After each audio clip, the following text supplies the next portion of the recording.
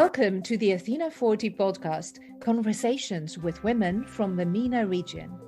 This series is in partnership with NAMA Women Advancement Establishment, a United Arab Emirates-based organization founded on the vision of an equitable world for women. In this series, we are hosting exceptional women from the Middle East and North Africa. They are thought leaders, entrepreneurs, and policymakers. And I am your host, Elizabeth Filippouli, founder of Athena 40, an international platform connecting women leaders. Today, I'm delighted to welcome Reem BinKaram, the director of Sharjah's NAMA Women Advancement Establishment. Reem, I hope that you and the extended NAMA family are doing well in these complex times. Hello, hi, good morning, Elizabeth. It's so good to be with you and really excited to have this conversation with you at these times where I think conversations like these will add interest and basically lighten up the mood that's happening across the world. So thank you so much for hosting NAMA Women Advancement Establishment and myself. Would you like to explain a bit about the journey over the past few years and NAMA's exceptional work, not only in the UAE, but you have some excellent initiatives internationally, but we are going to visit them a little bit later. But how did it all begin? Give us the context. Well, NAMA is kind of a fairy tale story for every woman. And it was created under the Emiri decree of in Sharjah. Our chairperson is Her Highness Sheikha Jawahar bint Mohammed Al Qasimi, the wife of the ruler of the Emirate of Sharjah in the United Arab Emirates. NAMA came about after basically Sharjah Businesswomen Council had completed its 15th year in business, and where it started growing so big that it was doing different projects across the world. And so usually how we deal with things, and especially how Her Highness's vision is always that we leave no one behind. Every woman, every topic, every issue that comes to the office, we never turn anyone away. And so I think after 15 years, Sharjah Businesswomen Council, which initially was created to basically focus on women and women businesses, started working on more of social programs and projects. And so it basically grew out of its mandate. And I think that's when Her Highness said, okay, we needed a bigger umbrella that we will need to reach out to the world. Today, we have set up things in the UAE and in Sharjah. Now it's time to partner because we truly believe that collaboration is key to success. And so in 2015, a royal decree was issued and NAMA was created, Women Advancement Establishment. And what happened is that now when NAMA was created, all of a sudden Sharjah Businesswomen Council became one of its affiliates. Under NAMA, we have 3 affiliates, one of them it being Sharjah Businesswomen Council, where their focus is primarily on businesswomen and how to advance and how to help set up businesses in Sharjah, attract foreign businesses into Sharjah and whatnot. And the second affiliate is Badari Academy. Badari Academy is an online platform that we created, and also it's an online and offline platform where we create different collaborations, where it's an open source kind of platform that anyone is able to log on, learn, whether it's life skills, whether it's trying to, adapt to what's happening today in COVID, and it's continuous learning and education for everyone. And last but not least is IRTHI, Contemporary Craft Council. And that is, I think it's the only craft council in the UAE, but not the only one in the region. However, we work kind of differently than other people because we have a full 360 approach to all the projects that we create. So if it's creating these artisans who are usually at the ages, they started up with the ages of 45 up to 65 years of age. And today we have young designers coming into this council and creating beautiful integrated designs that are basically uniting both East and West, old and new, vintage and modern kind of designs, which are more viable today as to the international markets. But at the same time, at the end of the day, you're creating a job for a woman to sustain her life in her own, whether it could be at her own home, at her own pace, at her own leisure and mindset. We try to change these different mindsets one step at a time. As we say in Irthi, it's one stitch at a time. But luckily for us, we started off with one artisan who basically enjoyed doing what she did. Today we have 60 well-known and accredited artisans, and they are basically working on international projects where we basically try to create this collaboration. And this is what I think Nama's strength is to create these partnerships, whether it being in any of our affiliates or even as Nama headquarters, is, as they say, your network is your net worth. And I think that's what makes Nama so important today to any partner, whether it being international or regional, or even local. And I think what's important in Nama is that we're very open. We have a very open conversations. There is no hidden agenda. What you see is what you get. And we do, I think, go the extra mile to make sure that we do deliver. And it's not just delivering in terms of projects, it's more of delivering in terms of lifestyle, in terms of impact and positive impact, and definitely long-term impact. Which is about changing the culture.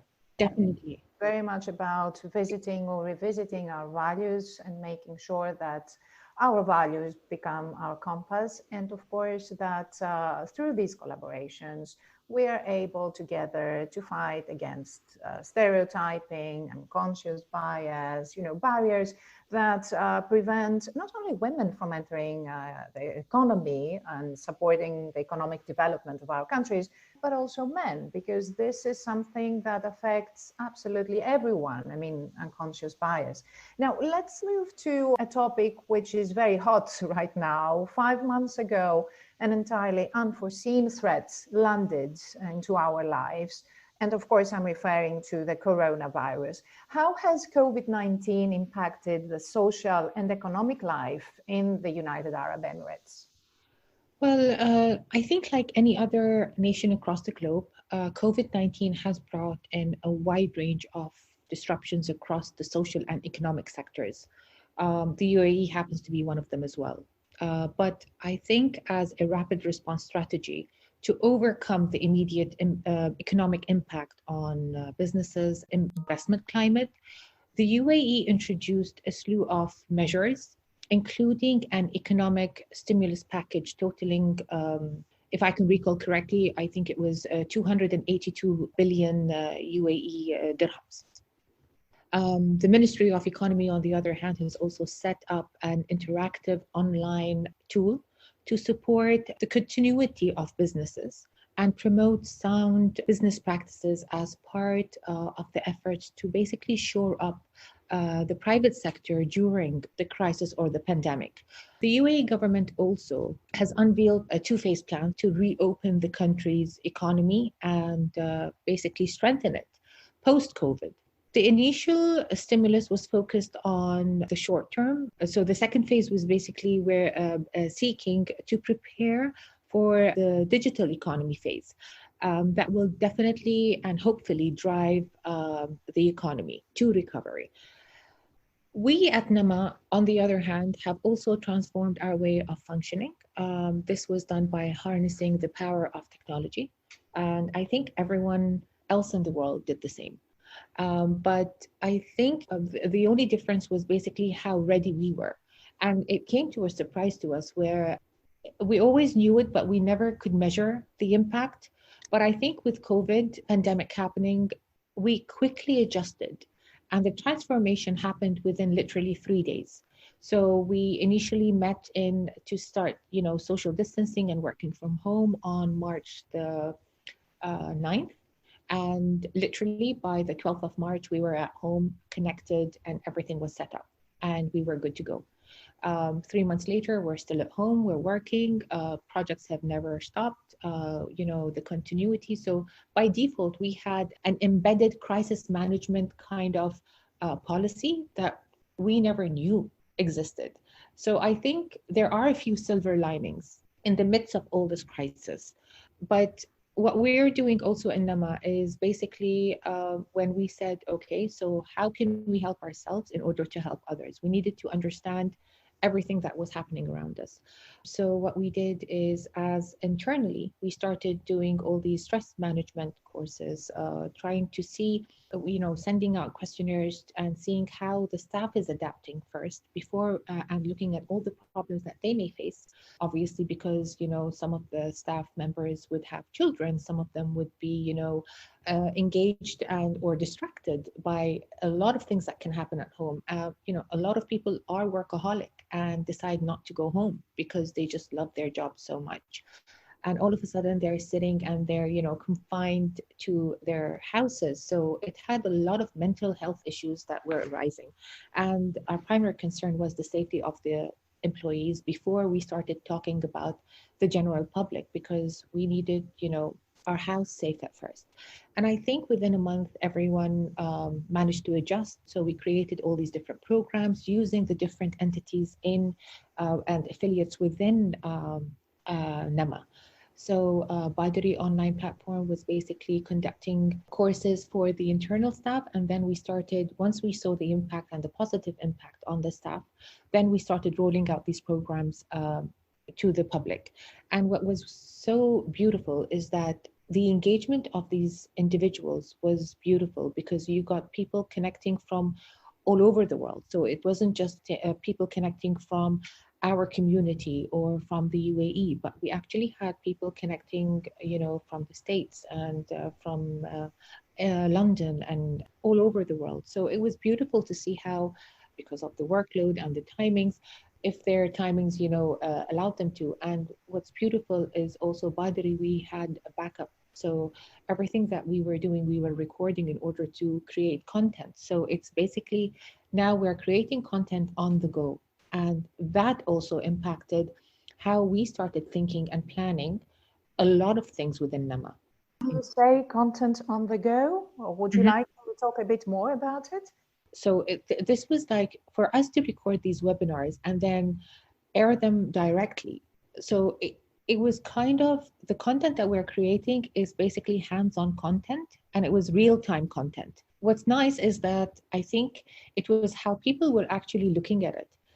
Usually people who enter the webinars, the ladies that we deal with in the UAE and the business owners are so in their own world that they can't see beyond that, because they're trying to basically grow their businesses, and they're basically sucked into the business. But once you see how they join a webinar and automatically you see the results. So it opens up their minds and their ideas also. Oh, definitely. And the beautiful thing about it is that we started seeing two individuals collaborate. So you'd have someone who's, a business owner who has a marketing or a consultancy company, and then you would actually see a shop owner of a certain, whether it's in F&B or retail or whatnot.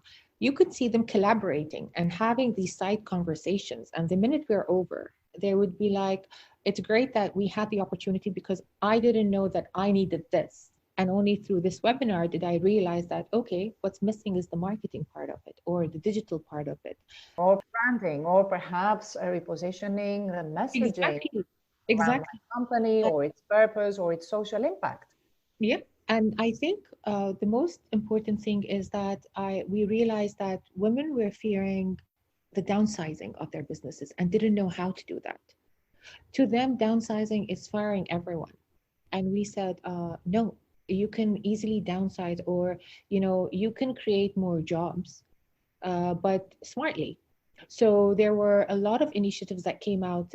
There's one initiative that came out and now is being adopted by Sharjah Businesswomen Council, Basically, they're dealing with young university students, and these university students need income, and they know that there is, there's a struggle now in finding a job. So someone has created this beautiful platform where they can tap into university students and even school students who are really great at social media, because this is their game. This is the language that these young adults talk.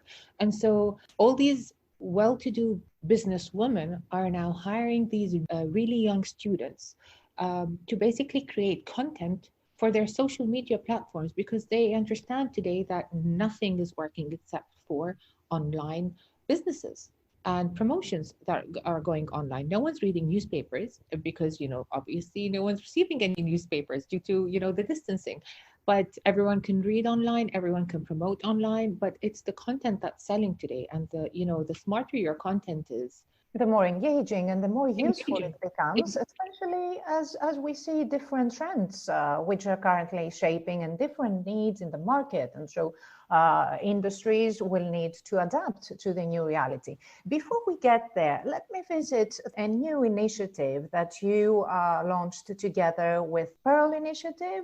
So Nama collaborated with the Pearl Initiative to facilitate a dialogue on good business practices around gender diversity in the region. Yes. And this is part of building or reinforcing, rather, the gender diversity pillar in the Gulf region in general, in the entire economy of the Gulf region.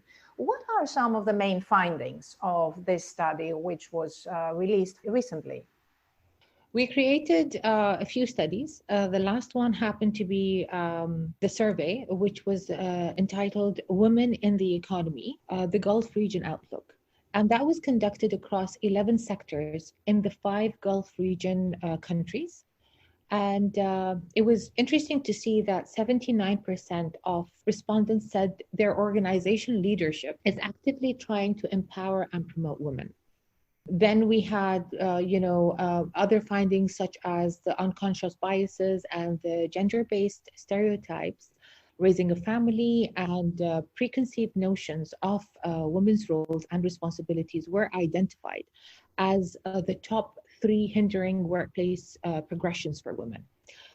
The top 3 reasons cited by women for leaving the workplace were basically the lack of professional advancement opportunities, devaluation of work and effort, and a lack of work-life balance policies. But the respondents also identified that an organizational culture that supports women is vital, obviously, for women's development in the workplace. And a strong leadership commitment to women's workforce engagement and greater recruitment opportunities for women will definitely help improve women's careers and leadership prospects. And obviously, advance gender diversities at the workplace. And all these, things that were revealed by the respondents were very important and critical for us internally today as NAMA, because whatever the findings were, is any information that comes our way, we try to create a program, we try to create a product out of. And so, or even raise it to the concerned departments, whether it's on a federal level or even on, a local level. And so hopefully this is where, what we've been working on. Adding to that, also, the survey was very clear, very clearly makes a case for gender equity at the workplace. Women, represent an underutilized talent pool in an increasingly talent-constrained environment. There is both, obviously, a moral and financial imperative to adopt a positive and more inclusive culture within a workplace. And I think this point is very important today, because post-COVID, it'll be interesting to see how this changes now. So we're really excited for the next part of it. And I think it's, in a nutshell, it's basically how can NAMA impact with its partners, whether it's the Pearl Initiative or whether it's the Global Thinkers Forum, or anyone that we partner with. How can we impact positively the ecosystem? And that's a question that we always ask ourselves. And I think most of our programs and projects are derived from that. We are witnessing the formation of a new reality, Reem, a new normal. There are people who say that this is a good thing, this is a great opportunity for our organizations, our societies, everyone as a citizen to assess how we were doing things before and make sure that in the future we deliver better for our societies and for our world as a whole, because I think all of us need to prioritize accountability even more than we did before. And although we're still at the heart of development and we have no idea really how things will look like by the end of 2020 or in 2021, I think that we can safely say that the changes that are happening are definitely pointing towards a direction of positive social impact.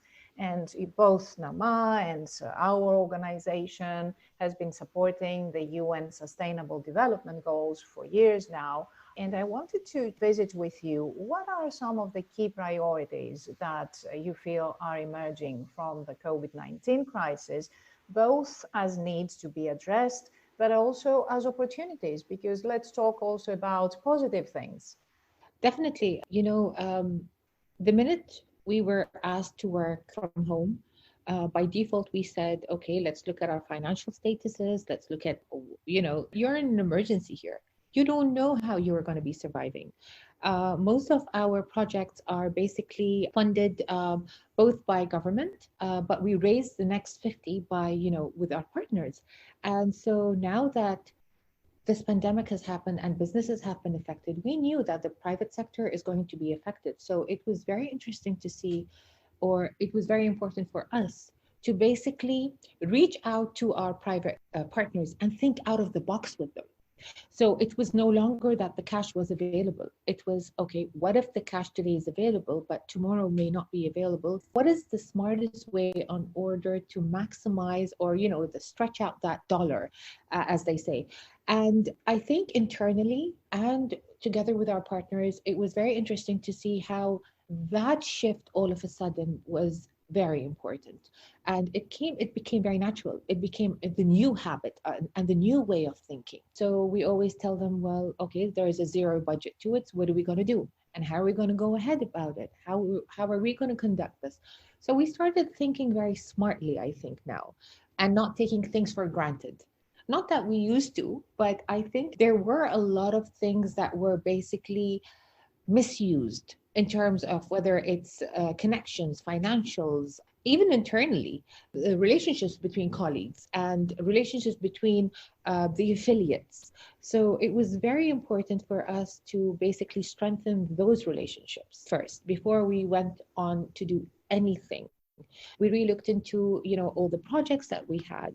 Obviously, this is me talking on a NAMA level. And I think it's very important to say that the UAE is basically taking all the measures to ensure the socioeconomic fallout from the crisis is mitigated. And so the initial stimulus boost has led to a gradual opening of the economy and businesses post-COVID. And we will see, I think, a big thrust on going digital and plans to go more digital. And I think a lot of artificial intelligence, 5G networks, IoT and smart cities, we're going to see a lot of this happening. Overnight, we in the UAE went on to literally virtual working mode. It's 2020 and we have gone fully digital. I think we are 10 years now ahead of the UAE plan. But as apart from responding decisively and innovatively to address the socioeconomic disruptions within the country, the UAE also has significantly stepped in and stepped up its humanitarian assistance, obviously to the more affected, cities and countries, communities affected by the crisis. I think it's only by default if UAE government moves, we move with them. And we always tend to focus on our mandate, but not forgetting that if we can assist in any way possible, we do that. And I think that's the strength. And COVID-19, as much as horrible as it may seem and grim, has actually brought communities together. There is a silver lining in everything. And I truly believe that, a lot of communities have come together, a lot of people have come together despite what's happening around the world, of all the sad news that we're hearing. But there are a lot of changes and positive changes today that are happening. People are becoming more level headed instead of getting influenced by whether it's an influencer or someone out there. People are being more realistic today. And I think this is what we lost, the reality of things. I really like what you are saying about us all becoming more realistic. I will add that I think, or I hope, that we are also becoming more visionary. And I'm not referring to organizations like NAMA or Global Thinkers Forum and Athena 40, because I think we have already built a legacy that we should be very proud of, because we have always been doing our best and giving it our best to make sure that we advance the economic position of women through our initiatives over the last few years. And we have been doing that by building on partnerships and collaboration opportunities, and of course, joining forces with other organizations like ours. But indeed, solidarity now becomes an imperative, even more so than before. The silver lining is there for sure, because there is abundance of talent. And with that, and before we close this conversation, I would like to ask you to talk to us about the initiatives which go outside the UAE borders, because NAMA has been very active in launching international initiatives in the MENA region. Together, we had the mentoring program, out of which we have some exceptional projects that came out supporting the UN Sustainable Development Goals. But you also have initiatives in countries like Pakistan. So give us the international picture of NAMA's mandate. Yes, with regards to NAMA's global initiatives, I think they vary. And we try to basically do the best we can across, the globe. And wherever NAMA is needed, NAMA tries to go there, whether alone or brings in a partner with them.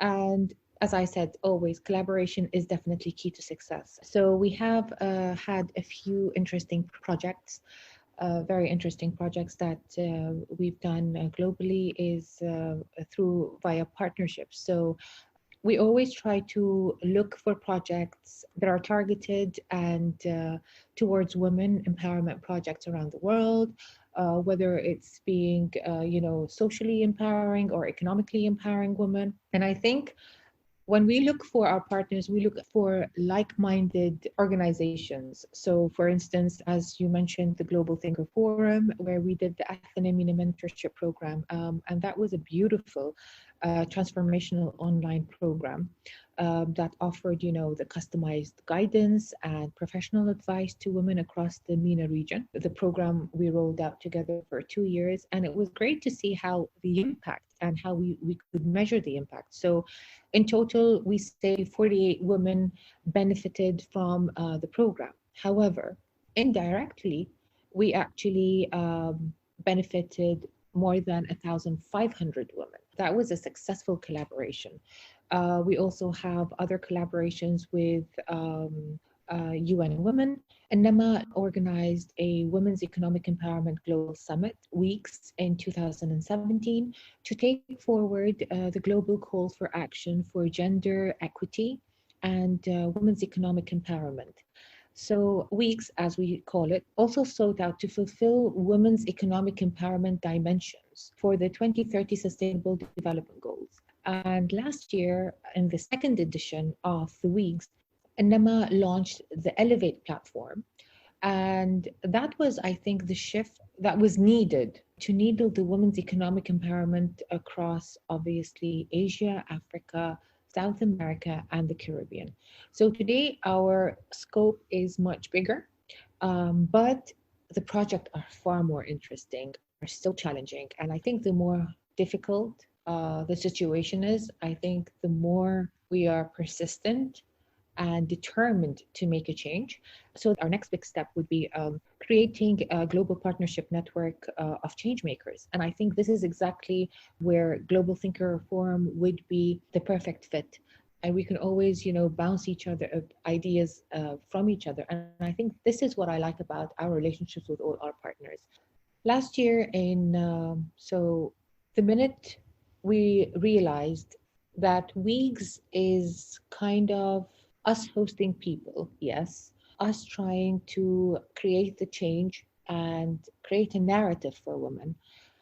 Today, the answer, and I think it was only once COVID hit that we realized that, oh my God, thank God that we can actually, we've got a great internal team. We have, Her Highness, that we always are visionary, that we actually looked around and said, my God, we just answered COVID's question by preparing us internally in December to go, viral and to go online rather than host women. We're actually creating this platform. So when it comes to disruption of work that didn't exist in terms of Nama or our, new big projects that we have been working on for the past 3 years, it's actually, we see a smooth continuity.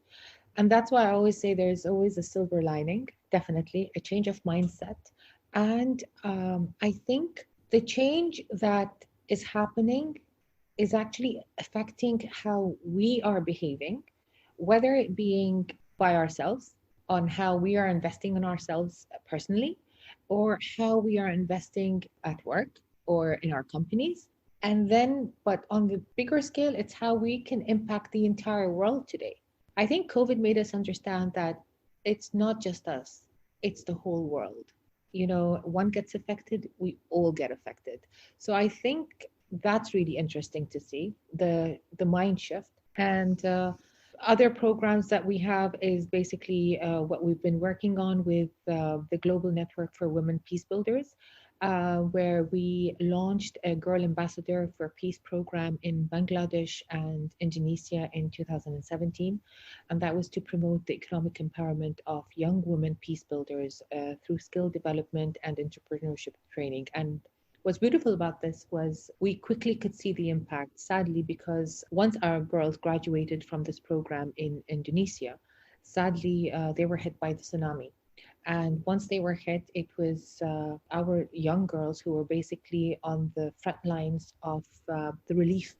So via these leadership programs that they enrolled in and graduated from, we could see the impact very quickly. And so then we realized that these programs are very crucial to roll out, especially in places of, high crisis. And we're just waiting right now, anyways, for the entire report to see how COVID has impacted. And we try to give them the online training. And that is why we're using Badari platform for continuous learning for these girls. Badari wasn't only created for people who have, stable jobs. It was created for this young girl in Africa who cannot log in or log on for, long hours. So logging on to Badari, where it's free of charge, you can log both online and offline, and download it and read it later, because we know that there are internet connection problems. We know that there is shortage of education in developing countries. And I think this is where our main focus was, is that we leave no woman behind and no woman in a community behind. And so we have it in different languages. Our programs are in different languages. The information is in different languages, and any language that someone requires and requests, we try to basically translate or subtitle into the information in order to help them. I recently was invited to speak at an education summit. One of the questions that I received was, what is the number one thing that builds confidence in women? And my response was that it is knowledge. The only thing that can equip you and can become your strongest weapon in handling everything in this world is becoming knowledgeable. And I think that for that reason, what you are creating with Nama, what you have been creating with Badari Academy and your initiatives, you are giving women the opportunity to become stronger.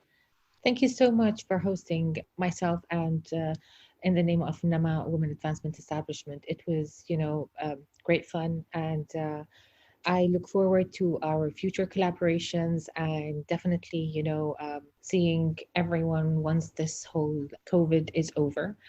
So until then, please stay safe, stay connected, and looking forward to seeing you soon. Likewise, looking forward to things and being part of this knowledge generation, which is very important, especially in these very complex and uncertain times, which require collaboration. Thank you for listening to the Athena 40 podcast, Conversations with Women from the MENA region, brought to you in partnership with Nama Women Advancement Establishment. If you want to get in touch with us, please email us on info@athena40.org. That is info@athena40.org. For Nama's work, please visit www.namawomen.ae. Keep well, stay inspired and motivated.